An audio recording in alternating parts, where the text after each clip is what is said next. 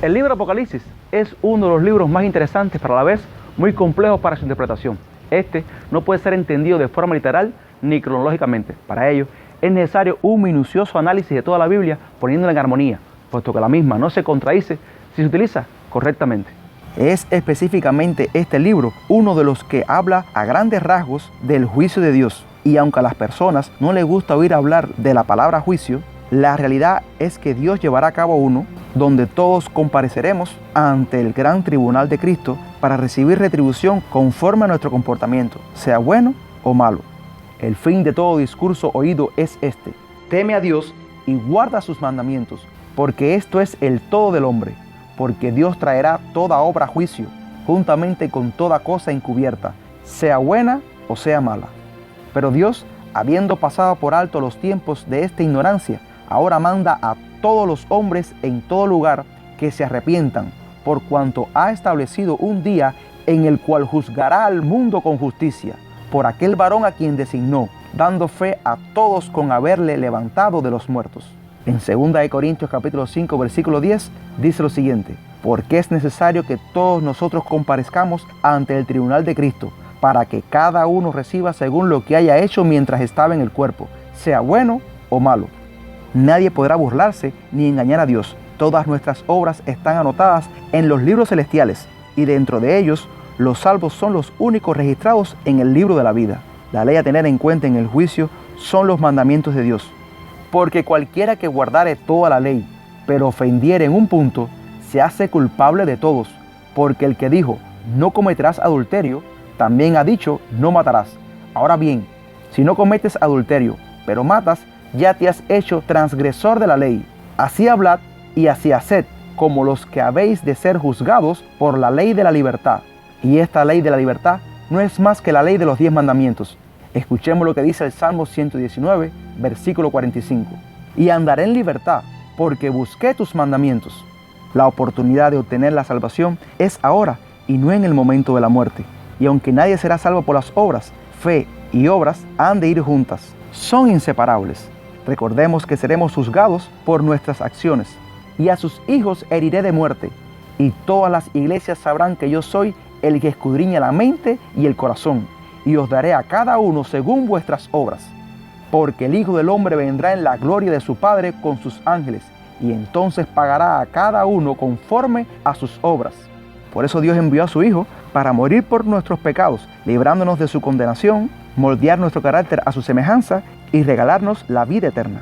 Muchos de los creyentes desconocen cómo se efectuará el gran juicio de Dios sobre toda la humanidad. Esto trae como consecuencia que surjan especulaciones y falsas doctrinas referentes al tema. Pero si analizamos cuidadosamente las Escrituras, nos percataremos que el Señor ha detallado este gran acontecimiento. Luego la venida de Jesús, en la que los impíos serán destruidos con fuego, y los salvos resucitados rumbo al cielo, según 1 Tesalonicenses capítulo 4 del versículo 13 al 18, la tierra quedará desolada y vacía.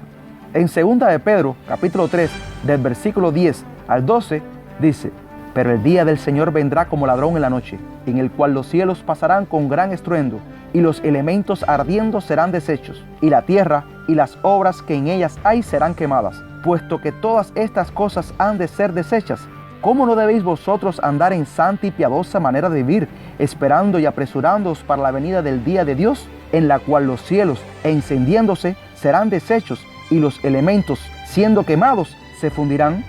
Satanás permanecerá atado sin tener a quien engañar por 1000 años, tiempo en el cual se estará efectuando el juicio de Dios en el cielo, donde Dios dará el privilegio a los santos de juzgar a los perdidos y a los ángeles caídos que se rebelaron. También se nos informa que los que no murieron en Cristo, o sea, los otros muertos que aún no habrán resucitado en la venida del Señor, lo harán después del milenio en la segunda resurrección.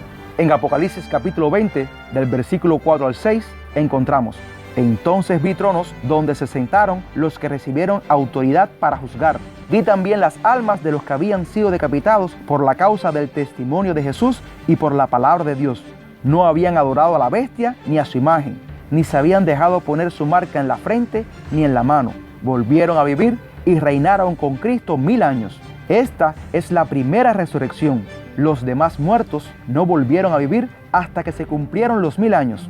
Dichosos y santos los que tienen parte en la primera resurrección.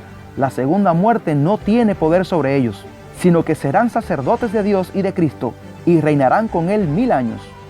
Cristo y sus santos descenderán del cielo a la tierra con la santa ciudad, y Satanás quedará suelto para engañar a las naciones que resucitaron en la segunda resurrección, con el objetivo de ir contra la santa ciudad. Pero Dios con fuego los consumirá para siempre. Y finalmente los santos hijos de Dios heredarán el reino prometido con cielo nuevo y tierra nueva, donde mora la justicia de Dios y la felicidad eterna. Este evento también se conoce como el juicio del gran trono blanco, donde los impíos, luego de ser resucitados, serán juzgados según sus obras. Se les mostrará el registro de todos sus pecados, los cuales no fueron perdonados. Entonces serán condenados y lanzados en el lago de fuego.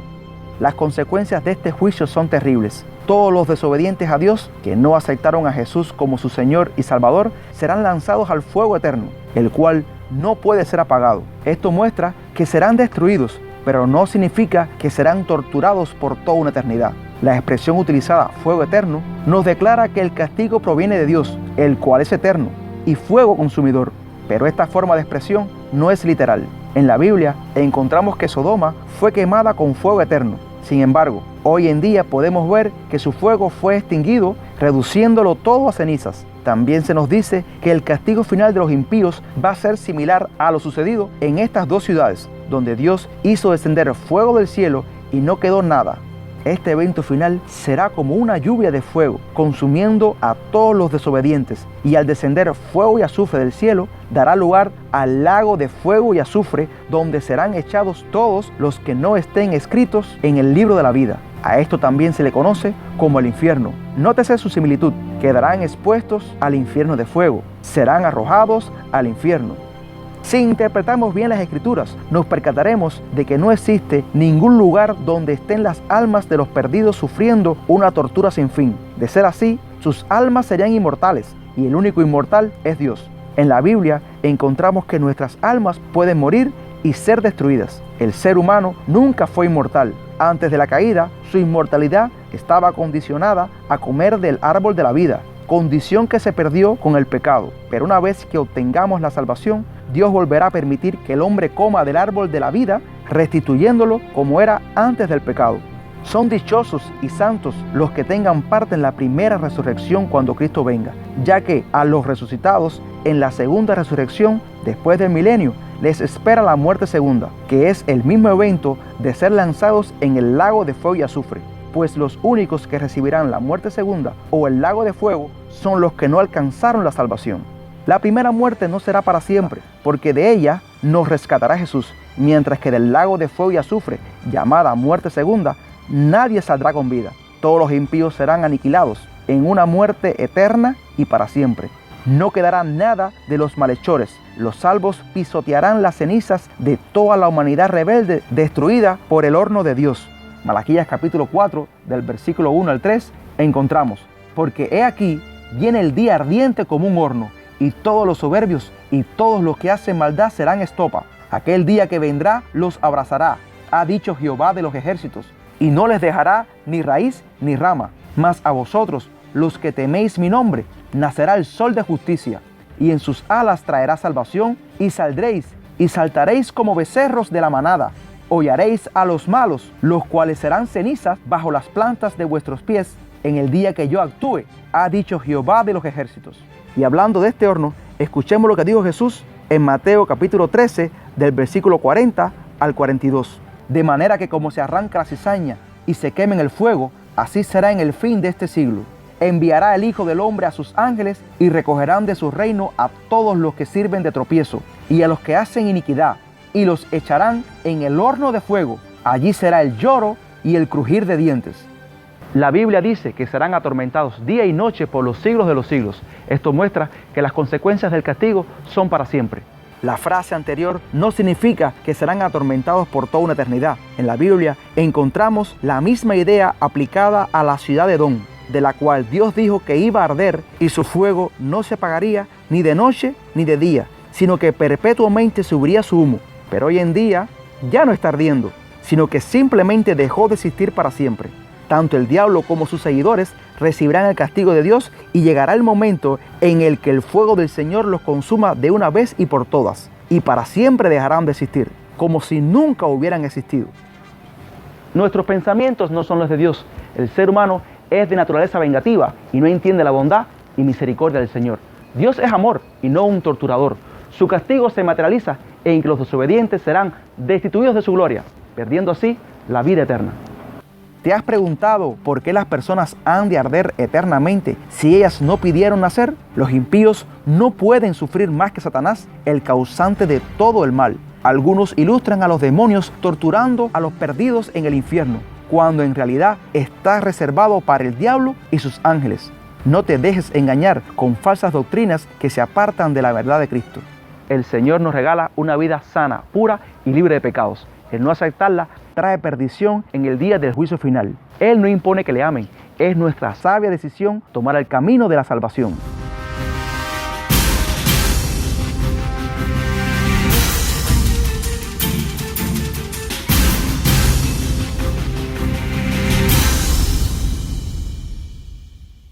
Las Sagradas Escrituras muestran que en el momento de la muerte cesan todos nuestros pensamientos hasta que Jesucristo regrese por sus escogidos en su segunda venida. Pero muchos piensan que en el mismo momento de la muerte los salvos van al paraíso y los perdidos al infierno. Sin embargo, en la Biblia no encontramos tal planteamiento. Solo es el efecto de haberla interpretado incorrectamente. La palabra de Dios no se contradice si se utiliza correctamente. Por eso a continuación trataremos temas muy controversiales. Muchas personas expresan que nuestro Señor Jesucristo bajó al infierno para predicarle a los perdidos en el tiempo de Noé. Pero en ningún momento se habla de que Cristo fuera al infierno. Lo que realmente muestran las Escrituras es que Jesús resucitó hecho un espíritu vivificante. Y con ese mismo espíritu también se le predicó a los espíritus encarcelados en el tiempo en el que Noé construía el arca. ¿Y quién fue el que predicó en el tiempo del diluvio? Sin duda fue Noé, vivificado en el espíritu. ¿Y a quiénes le predicó? A los espiritualmente presos en el pecado. Para Dios, los pecadores están presos espiritualmente. O sea, fue Noé el que les predicó a los desobedientes a Dios, espiritualmente encarcelados por el pecado. Por otra parte, adoptar la otra postura significaría creer algo parecido a la doctrina católica acerca del purgatorio, según la cual, si una persona en vida no quiere saber de Cristo, después de su muerte hay solución para ella. La Biblia nos enseña que Dios no hace acepción de personas. Después de la muerte no hay más oportunidad para los que no alcanzaron el perdón de Dios por medio de Jesucristo. El hombre muere una vez y luego le espera el juicio. Otro pasaje en los que se apoyan para decir que será una tortura eterna es en Marcos capítulo 9, versículo 48, donde se dice que el gusano no muere y el fuego nunca se apaga. Pero en el contexto de todos estos versículos, el Señor está hablando en sentido figurado. Nótese que se habla de atarse una piedra en el cuello y arrojarse al mar, cortarse una mano, el pie, sacarse un ojo, para evitar sufrir las consecuencias del pecado, cuando sabemos que la única forma para lograrlo es alejarnos del pecado por mediación de Cristo. La expresión, el gusano de ellos no muere, también está en sentido figurado. El gusano no es inmortal, el único inmortal es Dios. Simplemente ilustra que los perdidos serán cadáveres llenos de gusanos, muertos para siempre. Ellos serán consumidos al igual que Satanás, de una vez y por todas, como si nunca hubieran existido. La frase el fuego que nunca se apaga muestra que el fuego es el eterno Dios, quien consumió las ciudades de Sodoma y Gomorra con su fuego eterno, llevándolas a cenizas, destruyéndolo todo, poniéndolas por ejemplo de lo que sucederá en el día final. También se dice que el castigo es eterno, pero esto significa que dejarán de existir por la eternidad. Al ser Dios eterno, su castigo se llama castigo eterno, similar a la frase del fuego eterno, donde Dios es el fuego consumidor. El castigo que recibirán los condenados será el lago de fuego y azufre, o, lo que es lo mismo, la muerte segunda, la cual será para siempre, como si nunca hubieran existido. Mientras que los salvos resucitarán cuando Cristo venga y no recibirán la muerte segunda. De todo lo que dice la Biblia sobre el estado de los muertos, quizás nada es más citado que el pasaje de Lázaro y el hombre rico en Lucas 16. Este relato se utiliza para apoyar la creencia de que los muertos van inmediatamente al seno de Abraham, también llamado el paraíso, a donde se supone que fue el ladrón perdonado por Cristo en la cruz, o al siempre ardiente fuego del infierno para ser torturados. Pero pensar que en la Biblia Jesús apoya la idea de que en el mismo momento de la muerte se va al paraíso o al infierno, equivale a contradecir una multitud de otros textos bíblicos y ninguna interpretación es exacta si contradice otros pasajes. Por lo que esta parábola que utilizó Jesús está en sentido figurado. Analicemos algunas de sus características. Es importante resaltar que si el seno de Abraham es el paraíso, entonces se encuentra en el cielo, junto al trono de Dios. Allí encontramos como punto de referencia al árbol de la vida, el cual nos muestra que tanto el paraíso como el trono de Dios están en el mismo lugar. La Biblia no registra ningún lugar transitorio donde estén las almas esperando para ir al cielo. El origen de esta creencia se encuentra en el catolicismo con la doctrina del purgatorio. Si la supuesta alma, al morir, se libera del cuerpo, ¿cómo es posible que tenga ojos, dedos y lengua? ¿Cómo es posible que el infierno esté tan cerca del seno de Abraham, donde se pide que Lázaro refresque la lengua del hombre rico, existiendo comunión entre ambos lugares? Si hubiera estado en las llamas destructoras del fuego eterno, el hombre rico habría pedido un océano de agua y no una gota. ¿Cómo se sentirían los redimidos al ver el sufrimiento de los perdidos por toda una eternidad? No se cumpliría la palabra de Dios en Apocalipsis 21:4, donde se dice que ya no habrá más llanto, ni clamor, ni dolor, porque las primeras cosas pasaron. Por otra parte, se nos dice que de no creer en la ley dada por Dios a través de Moisés y los profetas, tampoco creerán aunque se levante alguno de entre los muertos. ¿Y cómo se va a levantar uno de entre los muertos si se supone que todos están vivos en el seno de Abraham o en el paraíso? En la Biblia encontramos que Abraham al morir fue unido a su pueblo junto a sus padres, y muchos asumen que él está en el paraíso con sus antepasados, pero el libro de Josué nos dice que los antepasados de Abraham eran idólatras, y según Efesios 5, ningún idólatra tiene herencia en el reino de Dios. Si los antepasados de Abraham estaban en el siempre ardiente infierno, al cual muchos creen que van los malvados, entonces se podría interpretar que Abraham está con ellos. El significado idiomático de unidos a su pueblo simplemente muestra que está sepultado en la tierra esperando el día de la resurrección. Él no ha recibido el cumplimiento de la promesa de estar en la ciudad celestial, porque iremos todos juntos al mismo tiempo cuando Cristo venga. En cierta ocasión, Jesús dijo que el que guarda su palabra no morirá para siempre. A lo que le respondieron: ¿eres tú acaso mayor que nuestro padre Abraham, el cual murió? Si en realidad Abraham hubiese estado en el paraíso, esta era la perfecta oportunidad para aclarar este asunto, explicando que su alma está viviendo eternamente. Pero el silencio de Jesús era testimonio de que Abraham todavía estaba muerto en el sepulcro, esperando la resurrección. Jesucristo se refiere a los obedientes a su palabra, que no recibirán la muerte segunda, la cual será para siempre. La Biblia dice que los muertos nada saben y que al morir no tendrán ningún provecho. La recompensa será cuando Cristo venga y los resucite para llevarlos al Padre. Entonces, ¿cuál sería la enseñanza de Jesús en este pasaje, el cual no se puede interpretar de forma literal? Esta parábola comienza en Lucas 16, versículo 13, mostrando que no se debe tener amor por las riquezas, puesto que la codicia es uno de los pecados más arraigados en la sociedad. Jesús realmente hablaba de obedecer la ley y los profetas, diciéndonos que solo en esta vida tenemos oportunidad para obtener la salvación. Si no oímos la ley de Dios dada por Moisés y los profetas, tampoco le escucharemos aunque resucite uno de entre los muertos. De hecho, Cristo resucitó a un hombre llamado Lázaro y tampoco los principales sacerdotes ni los fariseos creyeron en él. Al contrario, querían matarlo. Por lo que la moraleja de esta parábola es obedecer los mandamientos de Dios y no hacerse tesoros en la tierra. La Biblia enseña que los muertos nada saben y no tienen ninguna recompensa hasta la venida de Cristo. En ese momento, los salvos serán resucitados y recompensados, y los perdidos arrojados en el lago de fuego y azufre, recibiendo la muerte segunda, la cual es para siempre. Dios nos ha dado su palabra. Es nuestro deber escudriñarla para que nadie nos engañe con falsas doctrinas que se apartan de la verdad de Cristo.